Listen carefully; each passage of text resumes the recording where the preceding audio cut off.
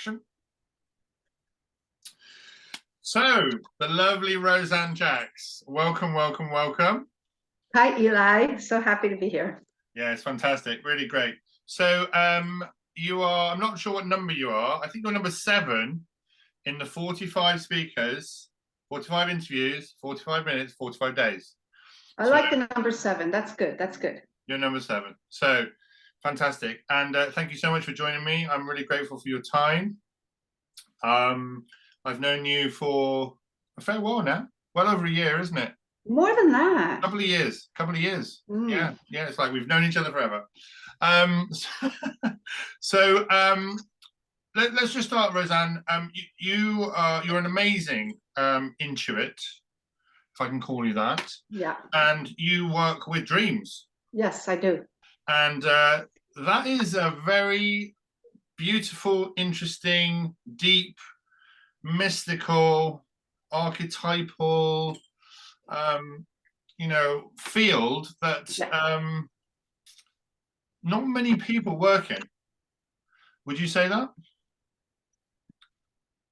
There are a few, but there are more other types of working with dreams isn't necessarily a healing process, but there are more types of healers like Reiki and those sorts of things. But I have come across a few dream experts or people who work with dreams, and it's starting to go into the realms of psychology now. But maybe you're right. Maybe there aren't too many people who work with dreams. No. And the thing is, it is important, I think, because everybody dreams, and it's a gift that we all have. And right now, as I'll explain, it's very important to connect with our intuition and our dreams.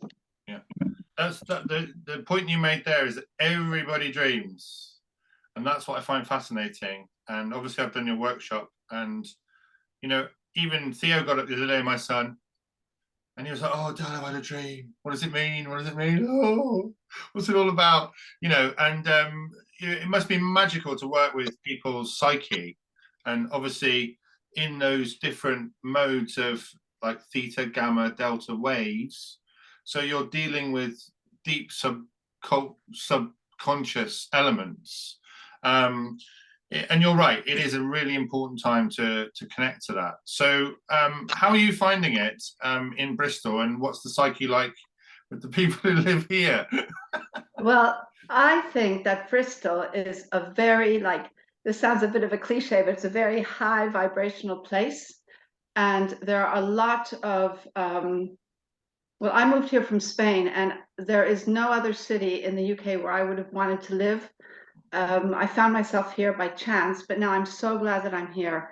Like I say, the vibe is really high, and I've met so many amazing people, especially through my workshops. Yeah. So just let us know how you got in touch with your dreams and where that started for you, and just a little bit about where you come from in terms of your journey. Okay, well, some people may have heard this before, but all my life I've had very, very profound dreams. And like the first dream that I remember, and I remember it as if it were last night, was the night of the 22nd to the 23rd of November, the night that they shot Kennedy. And I was only 5 years old. So now everyone knows how old I am. I was only 5 years old. And I had this dream where I didn't know what was going on because I was only 5 years old, but obviously I knew that something was going on. Children they're very perceptive. So that night I had a dream that my father was sitting on a park bench with his head cut off. And that just shocked me. And that was a very symbolic dream, because in my life back then, my father was like the head of the household. He was the head of my life. So it was a symbolic dream. It was telling me we have no head. The head is gone. And so that just shows you that our unconscious mind, and I'm going to use the word unconscious, and I'll tell you why later, not subconscious. Our unconscious mind, it will give us information in a way that we will understand it. Because at the age of 5 years old, if I would have had a dream saying, "Oh, the president of the United States has been killed," I wouldn't have understood it. but I understood the profound meaning of what was going on in that country at that time. I was living in the United States at the time, because of the symbolism of the dream that I, as a 5-year-old child, could understand. Mm, mm. It's really interesting, isn't it, how symbols right across the world, there's these archetypal symbols, Mm-hmm. and everybody relates in the same way to certain things that come up. I know when I was younger, I read Joseph Campbell. The heroes, yeah. Yeah, Hero of a Thousand Faces, and it really really impressed on me the fact that the human psyche does have this. I mean, I still don't understand it because it's like a life's work, right? But the human psyche does have this kind of. I'm thinking Akashic record, but I'm not. It's like a library, right? Would you say that?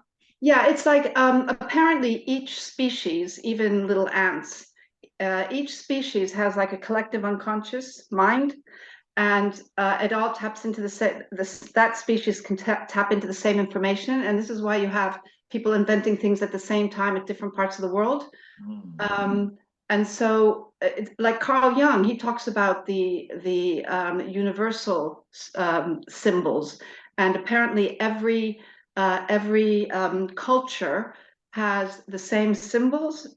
So you have the symbol of the mother, the symbol of the woman, the symbol of the witch, the symbol of the wizard, or the president, or the head of the tribe, whatever, it's the same symbol.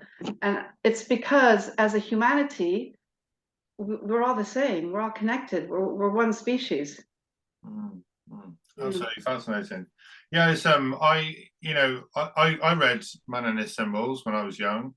And it's interesting because I got rid of all my books almost about 15 years ago. I pared them down from like 1,200 books to like 200 books. Yeah, no, seriously, it was really weird. I got rid of them all. And the only book that I rebought was Man and His Symbols. It's the only one that I rebought because it's such a beautiful book and it's so powerful. And it does tell us that we have this shared history and this shared library of I don't know how to put it, then remembrance, remembering, what we've had in the past. So I guess it's like a subcategory of the Akashic records, because that's where all the information is stored. Yeah. And the thing about symbols, and like, it's great to read these books, and but people don't realize that we have access to those symbols, and not just, the people might say, oh, it's very complicated, what do these symbols mean? And the book that you just mentioned, but everybody has access to their own personal symbols, because our unconscious mind speaks to us through, it's sort of like a lover's language, it speaks to us with our own personal symbols. And if you take the time to listen to your dreams, and if you don't remember your dreams, I do teach techniques on how to remember them. If you listen to your symbols and write down your dreams, you will soon see that your dreams are giving you intuition in a language that you will understand. I can give you an example of something that happened to me. So the symbol for me for being worried about money is not having adequate footwear. So if I dream that I don't have adequate footwear, it means that I'm worried about money. And this is because when I was young, my mother used to sing songs to me as I was going to sleep, but she never really thought too much about the content of those songs. And one of them was really, awful, about these shipwrecked people, and they didn't have all the provisions were running out, and the poor men didn't have any shoes. So I guess that stayed in my mind, but that's my own personal symbol.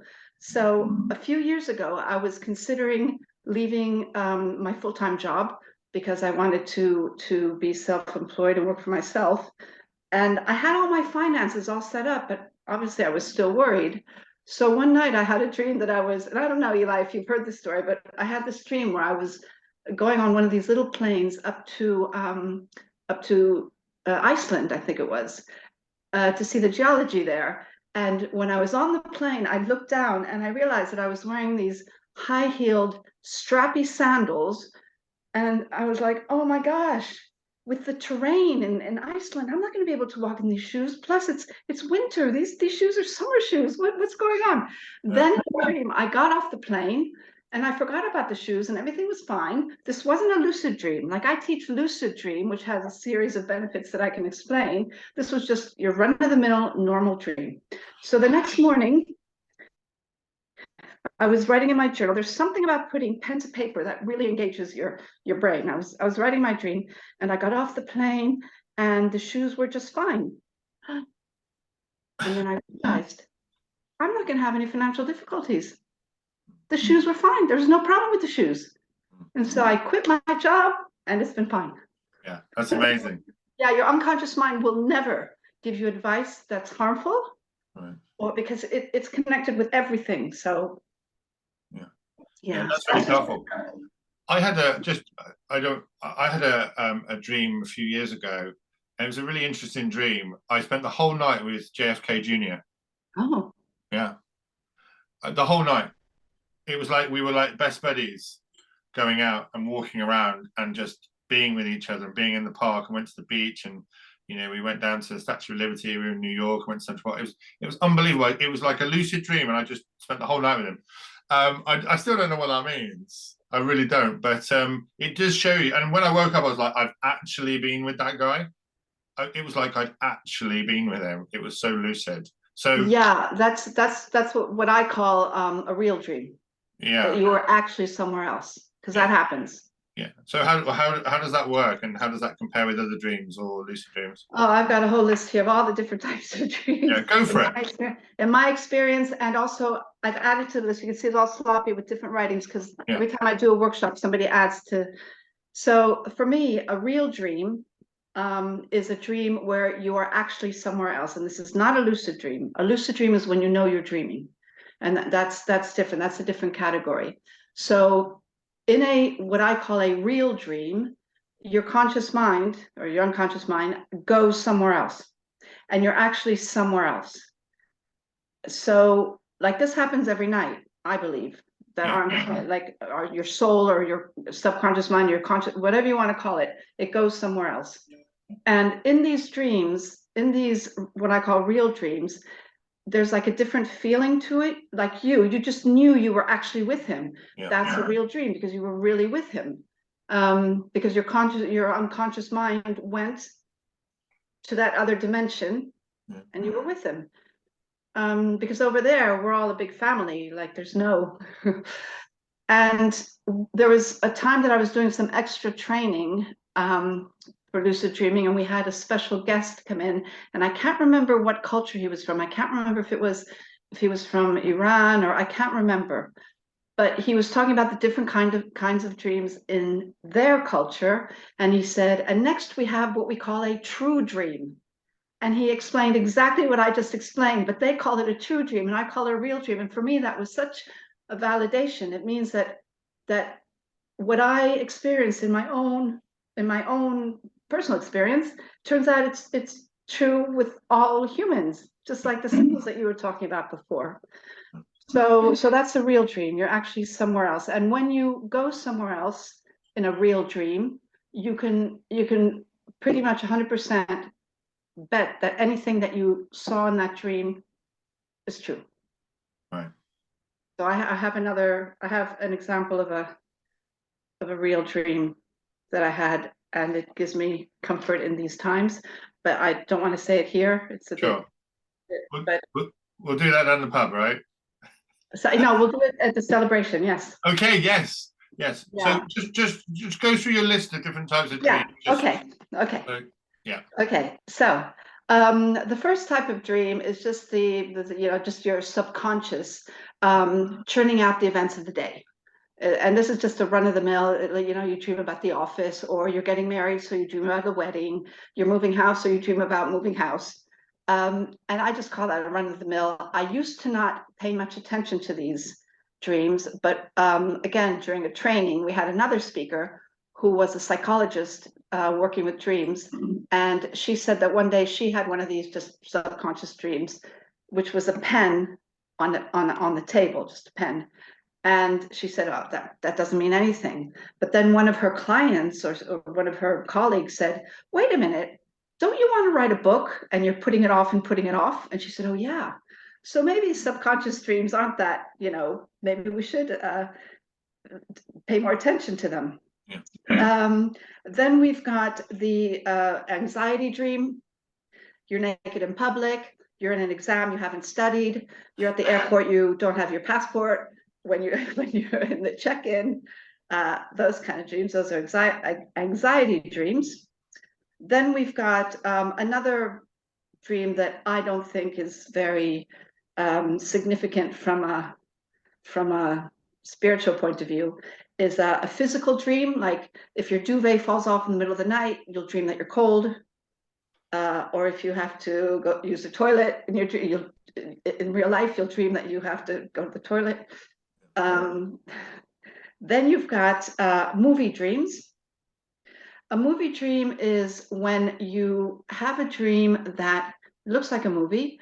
You're watching characters, people you've never met, and they're usually, in my experience, doing really convoluted things. Like you've got the spies that are going out into the world and they're trying to, and then the bomb, they have to disable it, like really convoluted. And in a lot of my talks that I've done, almost everybody in the audience says, yeah, I have those dreams. I'm like, I'm the hero and I've got to go. But with a movie dream, I find that you kind of jump in and out. And I don't know what the movie dreams mean, because the times that I've had movie dreams, I don't think they really mean anything, but there have been times where a movie dream, I thought it was a movie dream, but then I realized it was a real dream. So there's one time I was in a police station, and I thought it was a movie dream, and I was watching what was going on. Then when I woke up, I thought, no, I think that was a real dream. I think I was at the police station, like helping out. Because that's another thing we do at night. We help. Like there's a lot of things we do in the other dimension. Like we live a double life that I never understood why we couldn't know about it in this life, but apparently it's to avoid, confusion. Okay. Oh, warning dreams. You can have a dream if you're about to do something that maybe isn't in your best interest. You'll have a warning dream. I have many examples of those as well. A clairvoyant dream, when you have a dream and you bring back information about something that's going to happen either in your own life or in the world. And my explanation for that is that our soul or our consciousness leaves us in the night and it goes to that realm where time doesn't exist. So here in the third dimension, we've got linear time, but in that other dimension, there is no time. So in the same way that you can remember the past, you can also remember the future. So the first time I had a clairvoyant dream, I thought, oh, I've got ESP. I'm so smart. But no, then I realized, no, it's just that you go to a place where there's no time. That's a clairvoyant dream. Then the symbolic dream, the archetypes, the lucid dreams, that's when you're dreaming, and you can do, I have a whole list of things that you can do in a lucid dream, which are very effective, and they can enhance your waking life. Also working on the other side, like helping people transition, people who have passed to the other side. And a lot of times I think that if somebody wakes up really tired, like they've been run over by a truck, it's because they've been working all night. That's my experience. And I think that's about, oh, then you've got the false awakening, where you think you're awake and everything is exactly the way it is in real life. That's a type of dream. And also nightmares. Yeah. Nightmare is when your unconscious mind, it's not something external to you, it's something that's part of you. It's when your unconscious mind really, really needs you to know something. And so that's why it kind of shocks you into paying attention. So when you have a nightmare, you shouldn't run away from it or try to wake yourself up, which kind of suggests that you're dreaming. You should engage with it, ask it what it wants. And the moment you engage with it, apparently you don't have to know what it represents, but you send a message to your unconscious mind that the issue is resolved. And I think that's all. If anybody, add to the comments if I've missed anything out, and I'll add it. So I had a dream. I've got a logistical job, or I used to have a logistical job, and I remember one night I worked out this hugely complicated issue, this job I had to do, and it was really complicated. And I went to bed and I worked it all out in the middle of the night. how to do it. And I woke up the next morning and it just went so smoothly. It was unbelievable. And I was going to ask you, does that have a type? Is it how, I have to add it to my list because two people, the last time I gave a talk, which was in Congressbury, Yeah. I gave a talk there. I think it was there. And somebody told me the exact same thing. In fact, two people, they said that they had to do something in real life. One person had to that was it. He had to rewire his whole house and he wasn't sure how to do it. He had found something in the wall and he dreamt how to solve it. Yeah. So yeah, so I think that's called, it could be just a subconscious dream where your subconscious is working things out.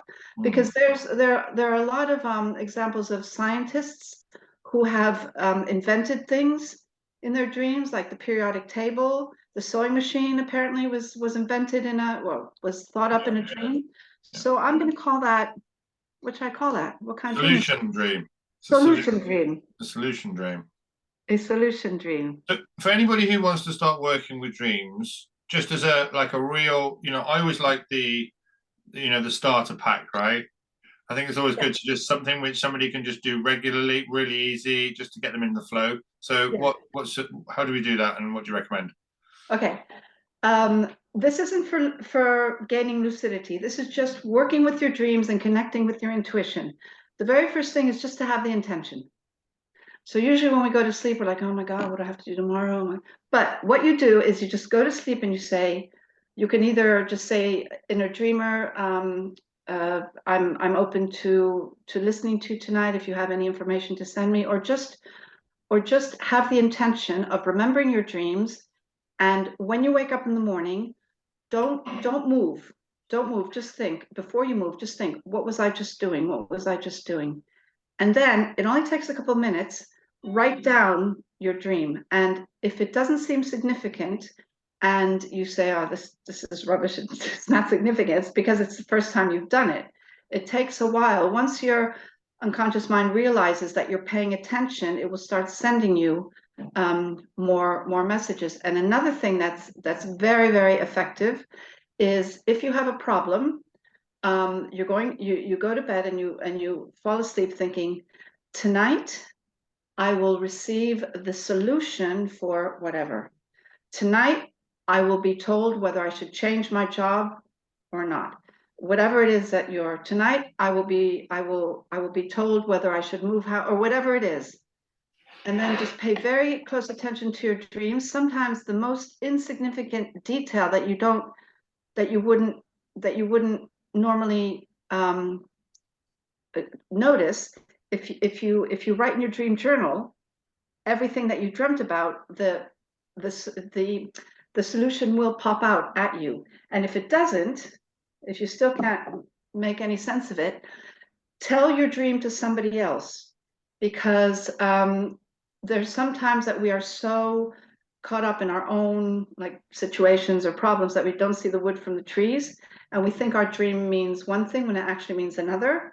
And in fact, this is a bit of self-promotion here. The other day, somebody who came to one of my workshops did a lovely testimonial about how this if this were my dream, worked for her, and it's on my YouTube channel. And it was just amazing the way we just turned the dream around. And she was having it recurringly, and she didn't like it, and she was making her feel rubbish. The moment because she was looking at it from her point of view. The moment we turned it around and looked at it objectively and gave it a different angle. So that's another thing. If you can't see what the dream means, tell somebody who's a bit who's involved in these sorts of things, and ask them what they think the dream might mean, and they'll give it a different angle, and I'm sure they'll see things that you don't see. It's just the intention. The intention is the number one thing. It's interesting, isn't it? Like, we spend so much of our time asleep, and actually learning how to work with that space just seems like something that we should naturally be doing, because there's a huge amount of time, so yeah, it's should be a practice, right? Just a regular practice. Well, ancient cultures ancient cultures and current cultures now, you know, the indigenous tribes, they work with their dreams all the time. It's here in our culture, not only have we been sort of, we've forgotten how to do it, we've been actively discouraged from thinking about our intuition or paying attention to our intuitive knowledge. But everybody, you know, like businessmen will say, oh, I've got a gut feeling, you know, I shouldn't invest in this, or I shouldn't. That's your gut feeling. And that's part of our intuition. And I always say that in this day and age where we're living now, where there's so much going on and there's so much we have to know, the number one way that we are going to get messages is through our dreams. Like now, every night I have a dream about the situation. Yeah. You know, and if we learn how to connect with our intuition, those messages will come in easier. I think it's very important right now to reconnect with our intuition. And it's a free, it's we do it every night. Yeah. It's free, it's a gift. Yeah. It's very accessible, isn't it? It's very accessible. It's accessible, and it's a divine gift that we all have. Yeah, it's brilliant. I love the work you're doing because it's just such a, you know, the working with the subconscious, the unconscious, as you were saying. Yeah, I'll explain to you one day Yeah, why. do that. Yeah. Yeah, because I just want to explain to the viewers that when Eli came to my workshop, you've also been to a If This Were My Dream sort of gathering. That was, Eli said, well, why do you use the term unconscious mind? You should use subconscious. So I looked into it and I researched it. So I'll tell you when we see each other why I've decided to continue to use unconscious. But it's the same thing. It's what's in there that we're not aware of. So instead of it being the subconscious, which is below consciousness, it's actually a place which is outside of consciousness. I think that's why the lucid dreaming community used that phrase, that word, I think. Yeah. Is there can I ask you, is there like dreaming conventions? A dreaming convention. I'm just saying, is there like places where people congregate and you know really do deep dives? Well, you sent me that link, and also on YouTube. If I type lucid dreaming, there are like interviews like this, but I don't know of any dreaming conventions. All the ones that I've been on have been online. I do a monthly dreaming circle, which is free online, but a convention, maybe I should set one up. I think they need to be sleepovers. Yeah. They need to be like multiple days, right? Yeah, people have told me about the sleepovers. Maybe during the summer celebration, you know, that night we can all do a lucid dream together. Yeah. I think it's great. I'm really looking forward. And then the next morning we can all talk about our dreams. Yeah. Well, we've got some space for you there, and I think if it's okay with you, I'd like to offer you some more space, maybe as a breakout room. Because I'll do whatever. I'm so passionate about this work, and you know, when I was a little girl, when I was growing up in high school, I was made fun of because I had all these dreams. And in the United States, in your high school yearbook, when you graduate, you have a page where people put things about you. And one of the things they put about me was weird dreams. Yeah.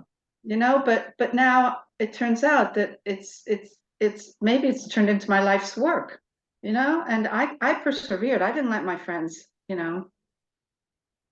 No, but it is a magical thing, isn't it? You know, actually, the word dream is magical. It's like, you know, I know we're going to talk about Disney, or I'm going to talk about Disney, but you grow up with you know, dreaming of things, and it's like your wishes and your divination, and that's what you want, and you know, that's like the ideal. So the whole word dream has just this beautiful kind of feel about it, you know. Yeah, and it's like you know, the Christmas the Christmas movie that they always put on, the snowman. Yeah. When the little boy goes flying with the snowman. Yeah. That's either a lucid dream or a real dream. Yeah. Yeah, that is a dream, isn't it? Yeah. No, it's got that speed. And it's got the and it's like I'm getting goosebumps. Yeah, I can totally see that. Because that scene is very, you know, the energy of, I mean, my dreams, I have different types of dreams, but they've very often got this really intense but really beautiful energy, you know, and I'll actually wake up and I'll be like, really like fortified and like, yeah, that was great, you know, like whatever I've done, you know. So it's a magical place, and we just don't. We have no idea. It's Yeah, especially the fact, and I think this is a fact, that we're not our bodies. I think all your viewers know this. We're not just our bodies, we're our consciousness as well. And and that goes somewhere else at night. And yeah. we help, we do things, we work sometimes. It's really And interesting. that's I've got a dog. You know, you've met Cozzy, right? My dog. And what's really interesting, I'll tell you, I don't know what you make of this, but every time I see him in the morning, it's like he's really happy to be back. You know, oh, it's like he's been somewhere else.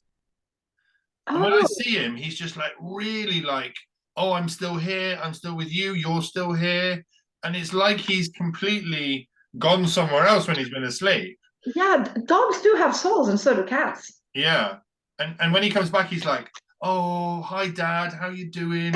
Oh, I'm so happy to be here. I might not have come. You know, it's really like he's come from somewhere else every day. It's like every day he's just like, oh, wow, I'm back. You know, I mean, Oh, have you looked at that with the no, but maybe it's something I should look into. Well, it's interesting, isn't it? Because I've seen dogs, you know, dogs do dream. You can Oh, hear them, yeah, yeah, yeah, yeah, you yeah, know. Obviously they're quite hard to translate and make sense of. But yeah. I remember once a friend of mine in Madrid, he was very into these sorts of things. And one day he said that he was asleep and he actually astral projected, like his body. That's a totally different category. So yeah, his soul came out of his body, and he went across the street, and he was sitting on the roof of the building across the street, just looking and looking. And he noticed that in his bedroom window, his dog. He had a dog. His dog was like frantically barking, barking, barking, and looking at him and barking, barking. And then he came back, he woke up, and his dog jumped on him. And and my friend said, "No, don't worry, I'm back, I'm back, I'm back." The dog could see it. yeah, It's amazing. I'm getting goosebumps again. yeah, Dogs and cats, they're amazing. yeah. It's incredible. I've come out of my body a couple of times, and one time I actually raised up and I could see myself sleeping above Wow. my bed, and it was really freaky. It was like I was literally raising up and I was like, whoa, hold on, I can actually see, you know. I was with my girlfriend and we were asleep and I could see myself asleep, and it was, you know, it was a lot. It was actually that experience made me realize that, you know, this is just a physical body and we are like a wisp, you know, Yeah. we're in awareness. So I always feel that I'm really lucky because my friends, they don't really believe in the soul, and they don't. Yeah, But I do believe. But I'm wondering whether the reason why I'm so sure about it is because I had an out of body experience too. I was 7 years old. I was in the hospital getting my tonsils out, which apparently is not a good thing to do. But anyway, my parents. Anyway, I was getting my tonsils out, and all of a sudden, I noticed that I was walking down the corridors of the hospital, and the doctors were and nurses were passing me, and obviously I was a little kid. I knew that I was doing something wrong. I knew I was in an official place like the hospital, and I really shouldn't be walking down the corridors. But and so when the doctors would pass me and they were like looking at their clipboards, they weren't even, they weren't, scolding me for being, where why are you here, little girl? You shouldn't. I was like, oh my God, this is amazing. And I was walking, and then I saw an open door just there to the left, and so I was drawn to go in. And so I went in, and I saw my mother asleep in an armchair in the corner of the room. I'm like, oh, what's mom doing here? And then I saw that there was a nurse and a little girl in a bed with a rack, and the nurse was like taking blood from the little girl's finger. And so I approached the nurse, and I remember she just totally ignored me, and I was like giggling at this point. I was looking at her, and I'm like, this is so much fun. Nobody knows why are they all ignoring me? And then I looked at the little girl. It was me. yeah, Oh, wow. that was such a shock. But that experience, like, I know that I'm separate. Yeah, yeah, it's phenomenal, isn't it? I love the fact that you're working with consciousness. It's fantastic, and you know, it's part of that kind of circular thing we're doing at the moment, and remembering who we are, and going deep, and going within, and you know, all this inner work that a lot of people in our community are doing. you know, it's absolutely magical. And, you know, I feel there's this rising of people who want to work with what I grew up as the subtle energies. That's what I grew up with, that phrase. So anything that was on the fringes, so like dreaming and intuition and you know, telepathy and you know, clairvoyance and stuff. It's all kind of the same kind of package. I just think mastering dreams is a, you know, that's a real big thing, isn't it? To actually master. It's like I'm just so grateful that I have this, well, this gift of I'm not a better dreamer than anybody else, but the gift of knowing from a young age that dreams are really, really important, and just identifying with my dreams so much to the point that all my little friends were making fun of me all my life. And now I'm like, well, look at me now. Yeah, yeah. Teaching Well, workshops. it's pushed you into it's pushed you into that, you know, really fortified what you really want to do, you know. Yeah, So yeah. can I ask you, Rosanne, are you going to write a book? What do you think? I'm writing one now, but I didn't want to tell anybody. Come on. Yeah, but I have a lot of books in my in my in my head. Yeah. Well, it's interesting. I had a friend when I was in my 30s, and he was young, and he was a genius actually. I went to see. He wrote a play when he was 18, and I got there, and it was a musical. He'd written all the words, all the music, everything. Wow. Absolute, complete genius. And he said to me, I was about 15 years older than him, and he said to me, "I really want to be a writer, Eli." And I said, "Go abroad, sit in a room, and write, because when you start writing, you are a writer. You're not going to be a writer. You are actually a writer." And I got a lovely letter off him. I got a letter off him from New York, believe it or not. And he said, "I did what you said. I've come to live in New York, and I've got my first commission from a magazine as a writer." And, you know, he just literally did that and became a writer. I haven't heard from him since, but, you know, I think maybe you need to take some time out, Rosanne, and write that book, you know, because Yeah. great subject. And, you know, I think you've got a real insight into the practice, and, you know, so what do you say? I will, because with your track record, I mean, look at your friend. So I'll do what Eli says. I'll do what you say. Well, I think you're doing it already, but you know, there's a few people I've spoken to who have got books inside them. Everybody, you know, I don't know where they say it in America, but in England they say everybody's got a book inside them. Never heard. That's a phrase over here. Everybody's got a book inside them, and you know, I think a book on dreaming would just fit really nicely, and especially, you know, you're doing really practical work as well, which is, you know, which is really important, and I'm really looking forward to you know, being with you in the celebration, Oh, me too. doing some And work. You're going to set us some tasks. You're going to set us some tasks. at the celebration or now? Yeah, celebration. Well, you can set At the us some now if you celebration, want. yes. At the celebration, yes, definitely, because especially if we're all going to be there overnight and everything else. But for tonight, I don't know when you're gonna put this on your channel, but tonight, before you go to bed, everybody who's listening, just take that time to make the intention to pay attention to your dream and remember your dream. If you don't think you remember your dreams, as you're drifting off to sleep, our brains are in like sort of a hypnotic brain state, and so very highly suggestible. Just fall asleep saying, "I'll remember my dream, I'll remember my dream." They say that you shouldn't use the word will in an affirmation, but I use it, it's fine. I'll remember my dreams, I'll remember my dreams.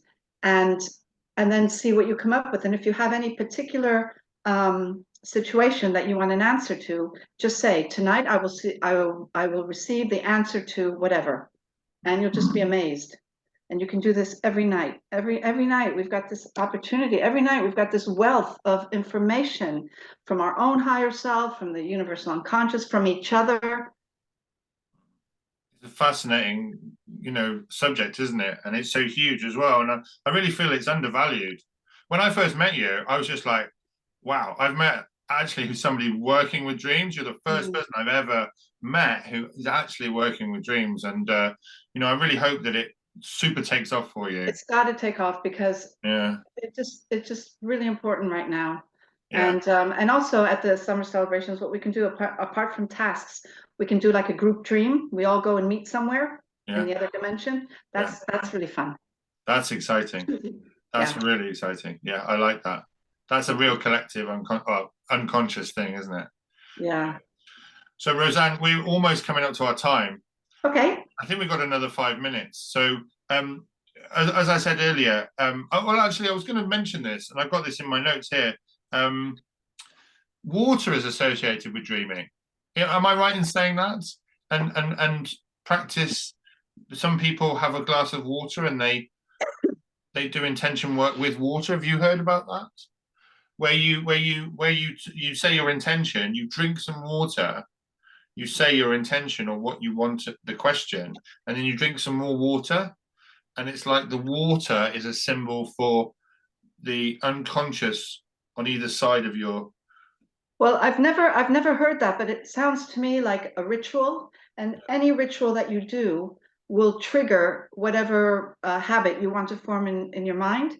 So that water thing might be a ritual. Like tonight, I will then take a sip of water, and then if you dream about a glass of water, that might remind you. Yeah. No, I've never heard that, but yes, it's a ritual. Yeah.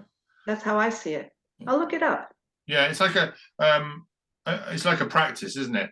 It's like if you drink the water, you ask the question, you go to sleep, and then in the morning you drink the water, and it's kind of like It's like bringing it full circle. that's it. Okay, let's do that tonight. I'm gonna do that tonight because I Yeah. sleep with a little glass of water next to me. So I'll Yeah. do that. I'll drink the water, and then in the morning I'll drink it again and see what happens, and I'll report back. Yeah, that sounds great. That sounds great. So Rosanne, at the celebration, don't tell me all your secrets, but just give us a little bit of a flavor of what you're going to offer the people there. Okay, well, if you give me a couple of spaces, I mean, I can do either one long space or a couple of spaces. You've got two. You've got two. Okay, so I can obviously teach you how to lucid dream, which is a dream where you know you're dreaming. And the benefits of lucid dreaming are just incredible. Like you can do, for example, an affirmation in your lucid dream. And when you do an affirmation in real life, they're very, what's the word? Very powerful. Like, I don't know, if you want to stop eating junk food, you might say, I love healthy food, I eat healthy food, my body is healthy, or you want to heal from something, you can say, my body is strong, or whatever. But when you're in a lucid dream, first of all, you don't have the monkey mind, and you can just, you're right in your unconscious mind. So you say the affirmation, it just goes right in. Nobody around, like in real life, saying, no, whatever, trying to, yeah, you know how it is in real life when you're trying to do something like maybe change jobs. Should I change my job? Your friends and family, well-meaning, will say, no, don't change your job. You've got good benefits there. Yeah. But yeah, and then also getting information and advice. That's the best thing. I love asking my dreams questions, either about my own life or about existence in general. Yeah. Like asking questions. Like nowadays, we're just getting so many downloads and so much information. I sometimes ask my dream, how do I interpret this? Is this true? Is it not true? We can get rid of limiting beliefs in a lucid dream. Like if you know what your limiting beliefs are, or you have one in particular you want to get rid of, you don't know what your limiting beliefs are. Bruce Lipton says, just look around your life. If you're always in bad relationships or you never have money, those could be limiting beliefs. You can address those in a lucid dream. So anything that we do with the law of attraction, do it in a lucid dream, and there's no. It's a pristine area. There's no distractions. There's no monkey mind. There's no friends telling you don't do that. There's so many others. Yeah. Practice for death. That one I don't understand. It's like, why are we going to every night practice for death? Because some people die and they don't know they're dead, which is a problem, and then there are many others, but then at the same time, it's a way of taking control of the sovereignty of our own minds, especially nowadays, I keep saying, so that we don't feel that we're being flown around like a leaf in the wind, because we have sovereignty over our own mind. Yeah, fantastic, Rosanne. I'll tell you what, we're gonna finish on that point, because I think sovereignty of the mind, what a beautiful thing, in our waking state and in our asleep state. Let's be sovereign, be empowered, and let's own that space and master that. So I am so grateful for your service to the community. Aww. It's a beautiful thing, and Yeah. I'm I really love looking forward to the celebration. You know, I'm sorry we've got to go, but it's 45 minutes. Okay. So we'll see you soon. Lots of love to you. Okay. See you soon. Thank you so much, Eli. Cheers, Rosanne. Okay, Bye. bye.